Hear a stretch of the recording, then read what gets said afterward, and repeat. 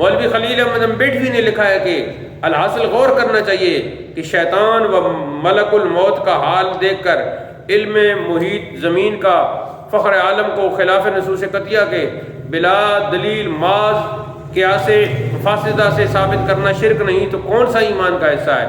شیطان و ملک الموت کو یہ وسعت نص سے ثابت ہے، فخر عالم کی وسعت علم کی کون سی نص قطعی ہے کہ جس سے تمام نصوص کو رد کر کے ایک شرک ثابت کرتا ہے؟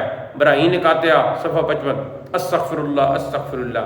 اس عبارت میں 10 کفریات ہیں، ملاحظہ ہو۔ کفر نمبر 1، ملک الموت کا علم حضور سے زیادہ ثابت کرنا۔ کفر نمبر 2، شیطان کا علم حضور سے زیادہ ثابت کرنا۔ کفر نمبر 3، ملک الموت کو خدا کا شریک ٹھہرانا۔ کفر نمبر 4، شیطان کو خدا کا شریک ٹھہرانا۔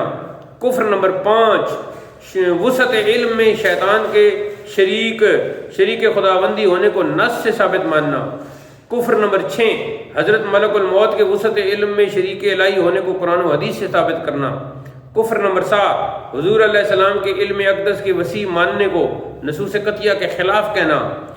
کفر نمبر 8، سرور کائنات کے علم کو وسیع ماننے کو بلا دلیل کہنا۔ کفر نمبر 9، حضور کے علم مبارک کی وسعت ماننے کو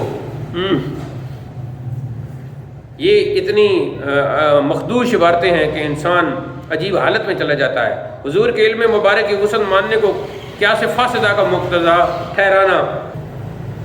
کفر نمبر 10، شیطان و ملک الموت سے زیادہ حضور علیہ السلام جو عالم ما کان و ما یکون کے علم کے وسیع ماننے کو ایمان سے بالکل خالی بتانا ایمان کا کون سا حصہ ہے؟ یہ 10 کفر ہیں۔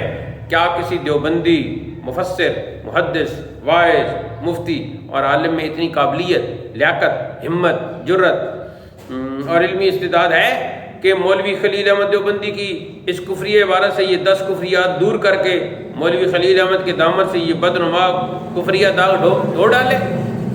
یہ کیا عقیدہ رسالت پر انہوں نے ضرب کاری کی ہے؟